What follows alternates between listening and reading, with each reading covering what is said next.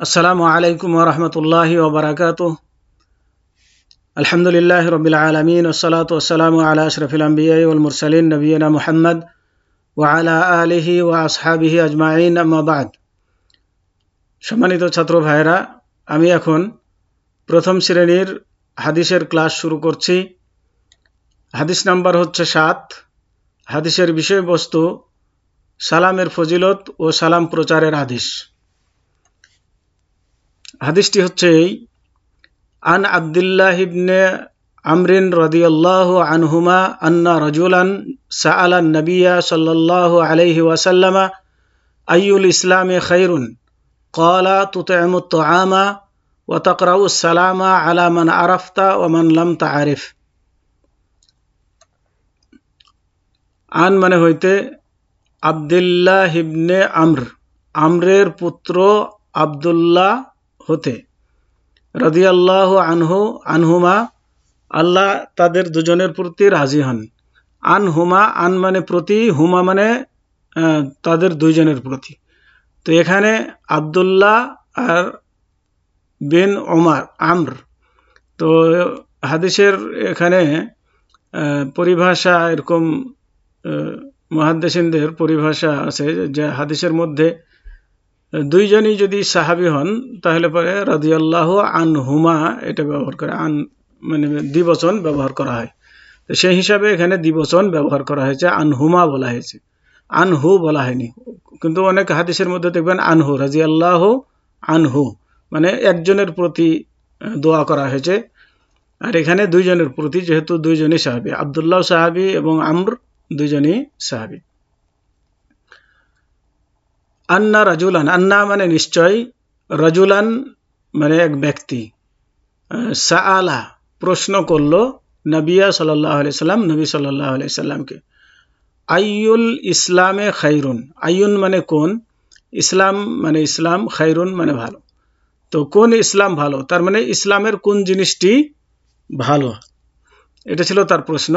ক্বালা তিনি বললেন, তিনি মানে রাসূলুল্লাহ সাল্লাল্লাহু আলাইহি সাল্লাম বললেন, তুতঈমুত তুআমা, তুতঈমুত তুআমা খানা খাওয়ানো, তুমি মানুষকে খানা খাওয়াবে, এটা হচ্ছে ইসলামের ভালো কাজ। ওয়া তাকরাউস সালামা, এবং তাকরাউ মানে দেবে, সালাম মানে সালাম দেবে, তুমি সালাম দেবে, এটা হচ্ছে ভালো কাজ। আলা মানে প্রতি, মান মানে যাকে, আরাফতা তুমি চেনো, ওয়ামান এবং, ওয়া মানে এবং, মান মানে যে বা যাকে, লাম তারিফ মানে চেনো না।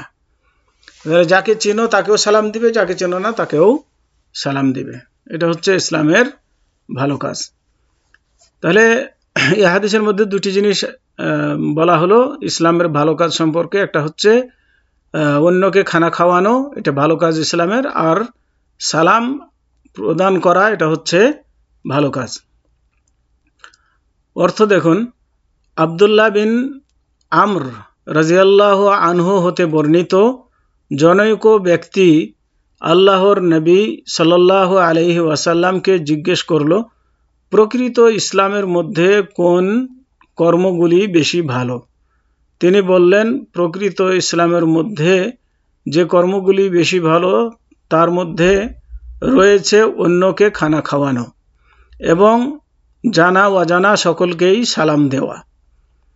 সহিহ বুখারী হাদিস নম্বর 12 এবং সহিহ মুসলিম হাদিস নম্বর 36/39। তবে হাদিসের শব্দগুলি সহিহ বুখারী থেকে নেওয়া হয়েছে।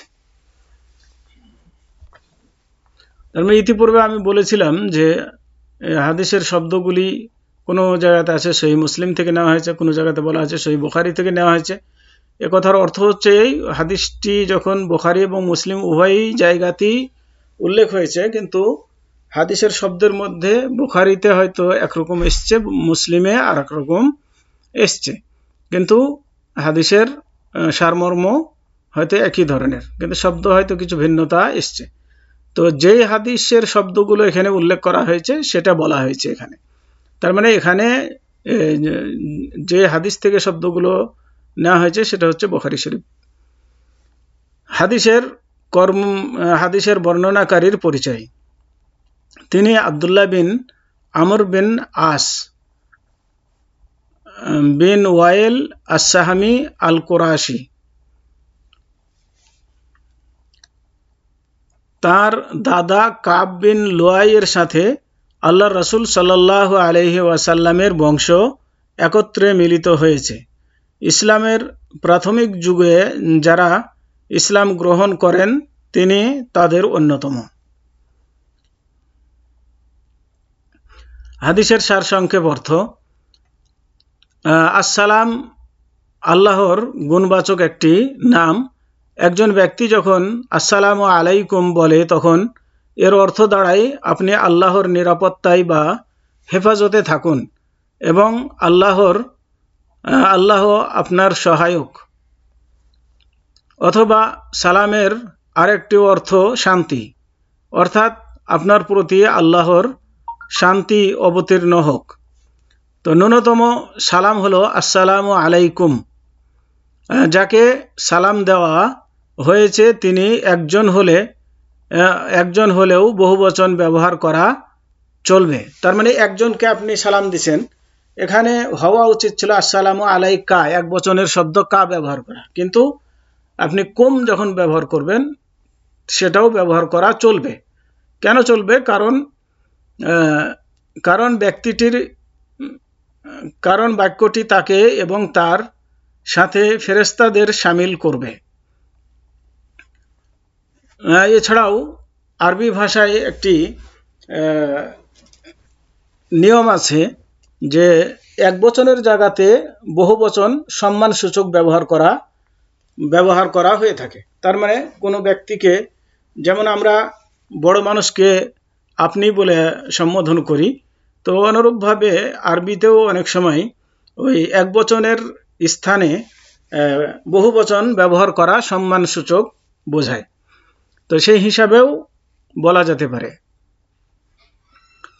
পূর্ণাঙ্গ সালাম হলো আসসালামু আলাইকুম ওয়া রাহমাতুল্লাহি ওয়া বারাকাতুহু, এর বেশি নয়। ওয়া মাগফিরাতুহু ওয়া রিজওয়ানুহু, তারপরে আরো অনেক কিছু বলে থাকে, কিন্তু এগুলো হাদিস থেকে প্রমাণিত নয়।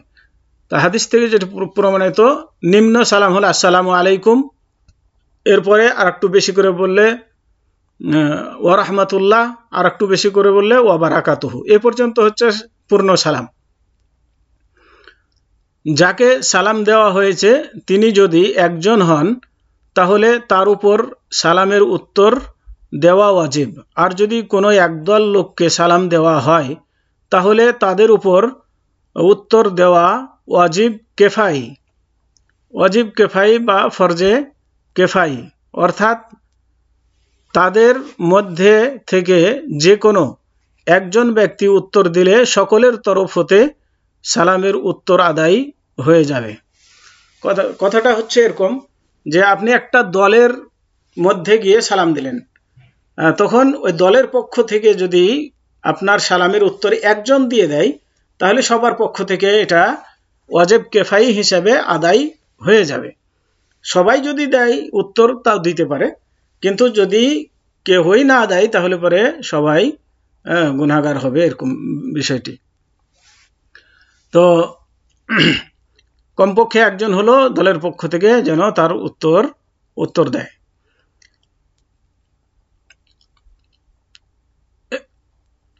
হাদিস হতে শিক্ষণীয় বিষয়: 1.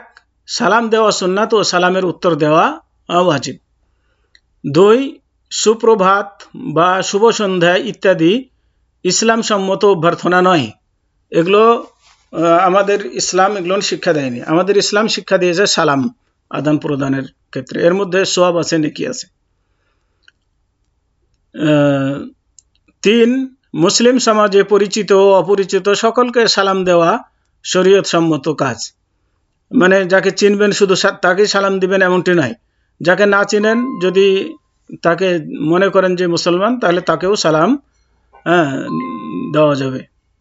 4. সালামের শব্দ উচ্চারণ করার পর হাতে ইশারা করা যেতে পারে যদি মনে করা হয় যে তাকে সালাম দেওয়া হয়েছে তিনি সালামের শব্দ শুনতে পাননি। তার মানে সালাম দেওয়ার সময় আসলে মূলত হাত ছেড়ে এভাবে সালাম আসসালামু আলাইকুম বলে হাত ছাড়া এভাবে ঠিক নয়। কিন্তু যদি আপনি মনে করেন যে আপনার দূর থেকে সালাম দিচ্ছেন, আপনার সালামের শুনতে পাচ্ছে না, সে সালাম হয়তো আপনি মনে করছেন যে আপনার সালাম হয়তো শুনতে পারেনি, তখন আপনি হাতের ইশারা করে বুঝাতে পারেন যে আমি আপনাকে সালাম দিয়েছি, এমনটি করা যেতে পারে। এখন আসুন কিছু মাসলা মাসাইল, যে কোনো কাফের যদি আপনাকে সালাম দেয় তাহলে পরে আপনি বলবেন ওয়ালাইকুম, ওয়ালাইকুম সালাম বলবেন না, খালি ওয়ালাইকুম বলবেন। আর কোনো কাফেরকে সালাম দিতে হবে না, দেওয়া যাবে না, কিন্তু তাদের পক্ষ থেকে সালাম দিলে শুধু বলবেন ওয়ালাইকুম। সালামের ব্যাপারে যে কোরআনে যে নির্দেশ এসেছে যে ইদা হাইয়িতুম বিতাহিয়াতিন ফাহাইয়ু বিআহসানা মিনহা আও রুদ্দুহা, যখন তোমাদেরকে সালাম দেওয়া হবে তোমরা সে সালামের উত্তর অনুরূপভাবে দাও অথবা তার চেয়ে উত্তম আকারে দাও। তার মানে কেউ যদি বলে আসসালামু আলাইকুম, তাহলে আপনি ওয়ালাইকুম সালাম, এটা হলো অনুরূপ উত্তর। আর ওর চেয়ে ভালো করে উত্তর দিলে পরে বলবেন ওয়ালাইকুম সালাম ওয়া রাহমাতুল্লাহ, একটু বেশি করে বলবেন। আর যদি কেউ পূর্ণটাই দিয়ে দেয় তাহলে আপনিও পূর্ণটাই দিবেন, এর থেকে তো আর কমানো যাবে না, এটা হচ্ছে নিয়ম। তো আসুন আজকে এ পর্যন্তই সালাম সম্পর্কে আমরা যতটুকু জানলাম। সালাম অত্যন্ত ইসলামের মধ্যে ভালো কাজ।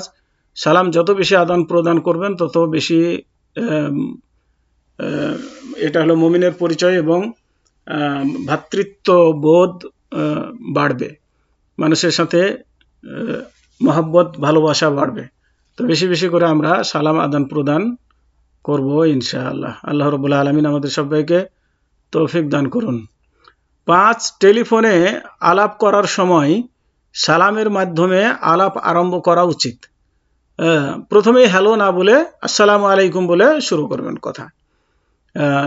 হাদিসে আছে যে আসসালামু ক্বাবলাল কালাম, যে কথা বলার আগে সালাম দিতে হবে, সালাম দিয়ে তারপরে কথা আরম্ভ করতে হবে। 6, অনুষ্ঠান ত্যাগ করার সময় সালাম দেওয়ার বিধান রয়েছে। তার মানে কোনো অনুষ্ঠানে আপনি গেলেন, গিয়েও সালাম দিবেন, আবার যখন অনুষ্ঠান সেরে চলে আসবেন, আসার সময়ও সালাম দিবেন।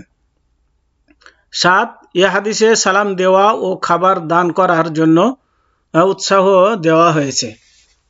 তো আজকে পর্যন্তই। ওয়াসাল্লাল্লাহু আলা নবিয়িনা মুহাম্মদ ওয়া আলা আলিহি ওয়া আসহাবিহি ওয়া বারিক ওয়া সাল্লাম। আসসালামু আলাইকুম ওয়া রাহমাতুল্লাহি ওয়া বারাকাতুহু।